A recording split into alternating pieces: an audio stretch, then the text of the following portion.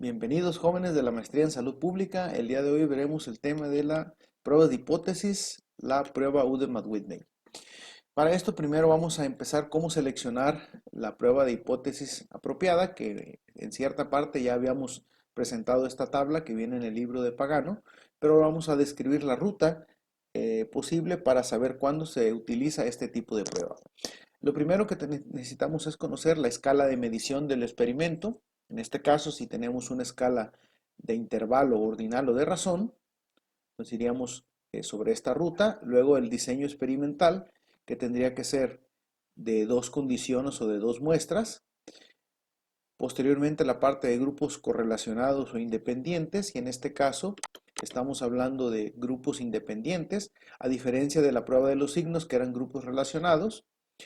Y el siguiente aspecto es ver si se cumplen los supuestos de la prueba TED-Student. Si se cumplen, se emplea la prueba TED-Student y si no, se utiliza la prueba Udemy-Whitney. Entonces, nosotros vamos a seguir esta parte, esta ruta donde no se cumplen los supuestos de la prueba TED y cuando tenemos dos grupos independientes.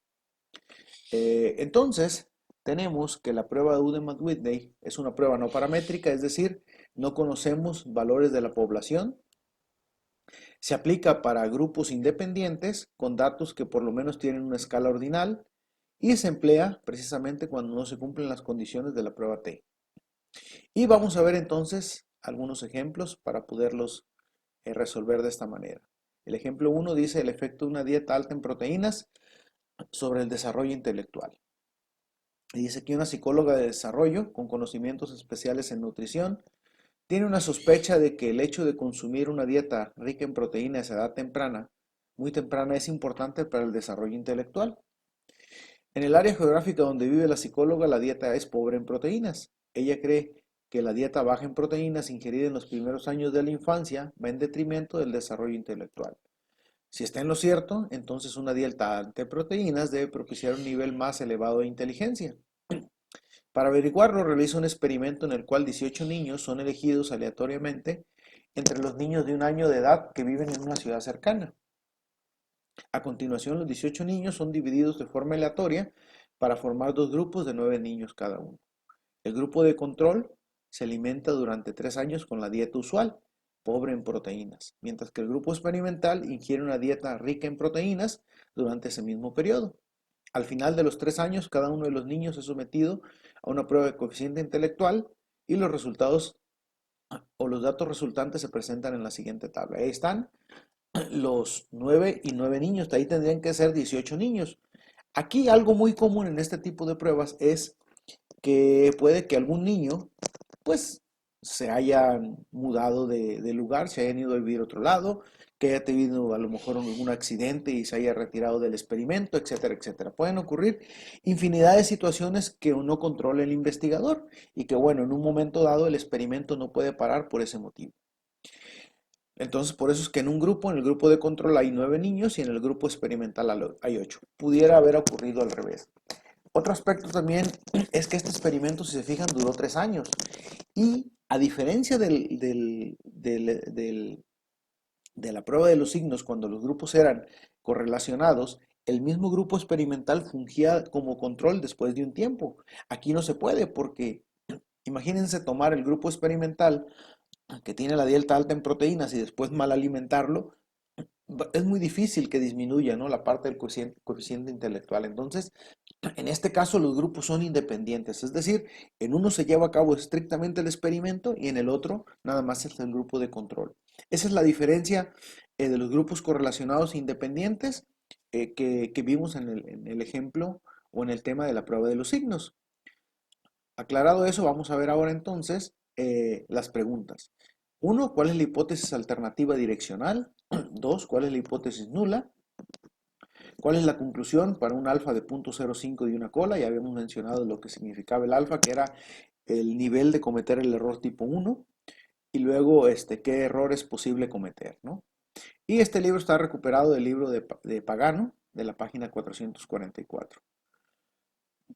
Entonces, la solución sería que la hipótesis alternativa es que la dieta alta en proteínas, ingerida a temprana edad, o sea, en la infancia, incrementa el coeficiente intelectual en comparación con una dieta pobre en proteínas. Y bueno, la hipótesis Aquí, como nos pide una hipótesis direccional, es importante definir que estamos hablando de que se incrementa el coeficiente intelectual. Sí, si fuera no direccional sería que es diferente el coeficiente intelectual. Y entonces, luego viene el inciso B, que es la hipótesis nula, que es la contraparte lógica, es que la dieta alta en proteínas no incrementa el coeficiente intelectual. Luego vamos a ver la forma de calcular el estadístico. Y para utilizar la prueba Udemy-Whitney, hacemos lo siguiente, ¿no?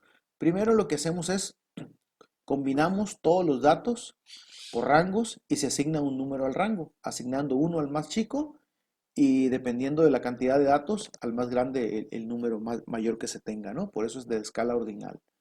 Entonces, en este caso, el puntaje 102, 104, 105, etcétera, se combinan y se van asignando el puntaje. A este es el 1, el 2, el 3, el 4, etcétera, hasta el 17, porque eran 17 datos. Ese sería el primer paso de la prueba Udemy-Whitney. En caso de que hubiera dos datos con empate, lo que se hace es, se saca el promedio del rango de esos valores. Pero bueno, ahorita en otro ejemplo vamos a ver esa situación. Entonces, el paso 1 es ordenarlos del más chico al más grande y asignar los rangos. Posteriormente, se acomodan nuevamente el puntaje original en la tabla dada, que así era como los teníamos, y agregamos una columna donde asignamos el rango. Es decir, el rango 102 era el 1, este es el 2, el 3, el 4, el 5, y vean, el 6 ya no quedó en este grupo de control, está en el experimental. Luego el 8, el 9 y el 10 también quedaron acá en el experimental, el 11 y el 12 sí, y del 13 al 17 de este lado. Es decir, los rangos pueden quedar mezclados o en ambos grupos. Posteriormente lo que se hace es se suman los rangos, se suma el número de datos, N1 o el grupo de control son 9 y N2 que es el grupo experimental son 8. Sumamos los rangos, en este caso el grupo experimental me da 100 y el grupo de control me da 53. Y hasta ahí sería, digamos, el paso número 2 cuando hacemos esta expresión de manera manual. Luego se obtienen los valores del estadístico de la prueba mediante estas dos fórmulas que tenemos, pues para calcular la U obtenida, por eso se llama U de Matt-Whitney, ¿no? Entonces lo que hacemos es sustituir los valores, donde N1 es el número de datos del grupo 1, N2 el número de datos del grupo 2, igual la R1 y la R2 son la suma de los rangos de los grupos 1 y 2 respectivamente. Entonces hacemos la sustitución y el valor mayor de U se considera como U' obtenida. Entonces, al hacer la sustitución, vemos que el primero nos sale 64 y el otro nos sale 8. Después de hacer las operaciones aritméticas de aquí, U' obtenida es 64 y la U obtenida es 8. Y ahora nos vamos a ir al paso número 4, que esto lo podemos hacer utilizando valores del libro, de la tabla del apéndice C1 a C4. Entonces, cuando U obtenida es menor que U crítica, entonces se rechaza H0. Y para ver el valor de U crítica, lo que hacemos es, lo encontramos en la tabla C4 para alfa 0.05 de una cola. Si nos vamos al libro, la tabla C4 está en la página 537. Aquí dice valores críticos de U', de U y U', perdón, para una prueba de una cola de alfa de 0.05, que es nuestro caso, o también es para una prueba de dos colas de 0.10. Buscamos los valores, N1 vale 9, N2 vale 8 y buscamos el valor más pequeño que es 18. ¿Sí? Ahí está circulado. Entonces la U crítica es 18. Entonces como la U obtenida o la calculada es 8 y es menor que la U crítica o la U de tablas, entonces rechazamos HO. ¿Qué quiere decir rechazar HO? Bueno, que la dieta alta en proteínas ingerida a edad temprana en la infancia incrementa el coeficiente intelectual en comparación con una dieta pobre en proteínas. ¿Y qué error podemos cometer? De acuerdo a la tabla que habíamos visto en la prueba anterior, es un error tipo 1, ¿no? Que es rechazar HO cuando esta pudiera ser falsa. Y entonces, ahora vamos a ver cómo poder hacer esto en SPSS. Lo primero que tenemos que hacer es, vamos a acomodar los datos. Aquí viene una descripción, dice analizar pruebas no paramétricas, cuadro de diálogos antiguos. Entonces, si nos vamos nosotros a SPSS, vamos a analizar pruebas no paramétricas, cuadro de diálogos antiguos. Aquí tenemos entonces dos muestras independientes.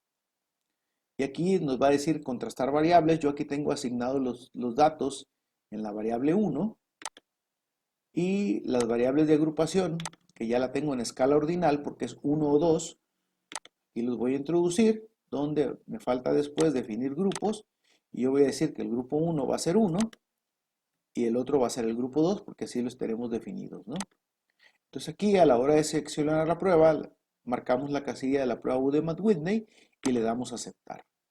Y lo que tenemos entonces aquí es un diagnóstico de los datos que acabamos de calcular nosotros, que es N1 igual a 9, N2 vale 8, el promedio de los rangos es 5.89, la suma de los rangos 53 y 100, y la U de Matt-Whitney es igual a 8. Entonces, si nosotros nos vamos acá a nuestra tabla, es precisamente lo que habíamos calculado, ¿no? Aquí tenemos que la suma de los rangos es 53, es 100, y SPSS nos ahorra todos los cálculos y toda la expresión, y aquí está el valor que nosotros calculamos después de hacer todas las operaciones, que es 8. Lo que sí tenemos que hacer entonces, ese valor que nos da SPSS, nada más lo comparamos con el valor de los críticos o la tabla crítica, y aquí está el resumen de los datos que nos da. Y otra forma de hacerlo es mediante este punto 06 que tenemos aquí. Entonces aquí está agrupado y esa es la parte que nos ayuda a CPCS. Y aquí tenemos otra alternativa, que es, bueno, si estamos nosotros en SPSS, nos vamos a analizar pruebas no paramétricas, muestras independientes. Aquí vamos a poner aquí la parte de los campos, vamos a comparar qué pruebas. A 1, los grupos son aquí los de la variable 2. ¿Sí? En la parte de la configuración, personalizar pruebas, podemos dar la prueba de Matt-Whitney para 2 muestras, le damos ejecutar y también, aquí está, nos arroja este valor. Este valor de .006, y aquí dice que se rechaza la hipótesis nula con un nivel de significancia de .05, que es el que teníamos, ¿no? Entonces aquí nos da este valor que está aquí, ¿sí? Pero aquí, si nosotros no hacemos o no escribimos las condiciones adecuadas y formulamos bien nuestra hipótesis, va a estar un poco más difícil que podamos entender este cuadro, pero cuando ya lo dominamos, lo podemos hacer también de esta manera, ¿sí? Entonces, aquí está el procedimiento para poderlo revisar, ¿sí? Entonces, aquí está, y es la parte a la que finalmente llegamos, ¿sí? Y ahora vamos a ver un ejemplo 2. En este ejemplo dice, ¿alguien le ha dicho a usted que los hombres son más hábiles para el razonamiento abstracto que las mujeres? Usted reacciona con escepticismo y decide poner a prueba esa idea por medio de una hipótesis no direccional. Vean, entonces ahora vamos a hacer un ejemplo con una hipótesis no direccional. Para eso selecciona al azar 8 hombres y 8 mujeres de una clase de primer año de su universidad y los somete a una prueba de razonamiento abstracto. Una calificación más alta refleja mayor destreza para el razonamiento abstracto. De esta manera se han obtenido los siguientes datos. Y aquí está la evaluación de los hombres y la evaluación de las mujeres. Aquí sí es la misma cantidad. ¿Sí? Entonces, son 8 y 8. Aquí sí se pudo terminar el experimento de manera satisfactoria. Y bueno, aquí está. Dice aquí cuál es la hipótesis alternativa. En este caso es no direccional. ¿Cuál es la hipótesis nula? Ahora la conclusión con un alfa de 0.05 de 2 colas. ¿Y qué tipo de error es posible cometer? Igual este libro fue tomado del libro de estadística de Pagano. Entonces, como es una prueba de hipótesis no direccional, entonces vamos a decir que los hombres y las mujeres tienen habilidades diferentes. Entonces, si fuera una prueba de hipótesis direccional, tendría que decir que los hombres tienen más habilidades, ¿no? O menores según lo que yo haya planteado en mi experimento.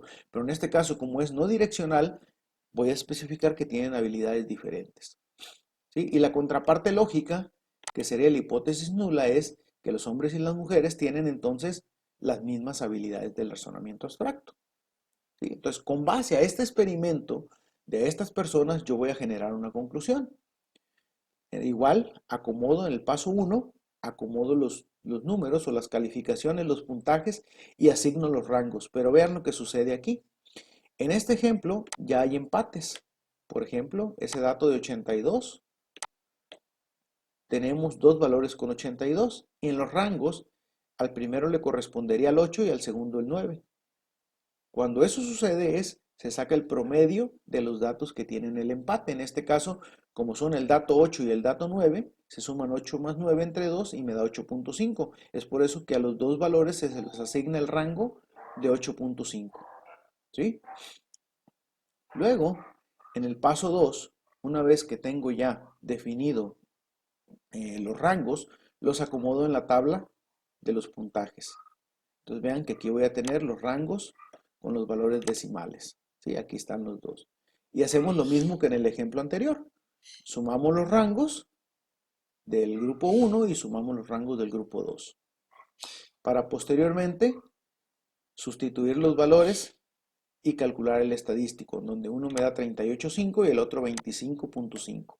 Y quedamos que el valor más pequeño era el valor de U obtenida. Entonces, ya que tenemos este valor, ahora nos vamos a ir a la tabla, pero esto se obtiene en la tabla C3. ¿Por qué? Porque esta es una prueba de dos colas de 0.05. Y vemos el valor de N1 que es 8 y de N2 que también es 8. Y leemos el valor y tenemos que la U crítica es 13. Entonces, comparamos y tenemos que el valor de la U obtenida, que es 25.5, es mayor de la U crítica, por lo tanto se conserva H0. ¿Y qué quiere decir conservar H0? Bueno, que rechazamos nuestra hipótesis, ¿no? Esto es, los hombres y las mujeres tienen la misma habilidad para el razonamiento abstracto. Pero esto es con base al estudio que se hizo y al experimento, ¿no? Si nosotros hiciéramos el experimento en otras condiciones o en otro lugar, pudieran cambiar los resultados, ¿no? Las condiciones. Entonces, ¿y qué error se comete aquí? Igual, un error tipo 2. Entonces, vamos a ver ahora qué pasa si lo hacemos en SPSS. Pues ocurre exactamente lo mismo, ¿no?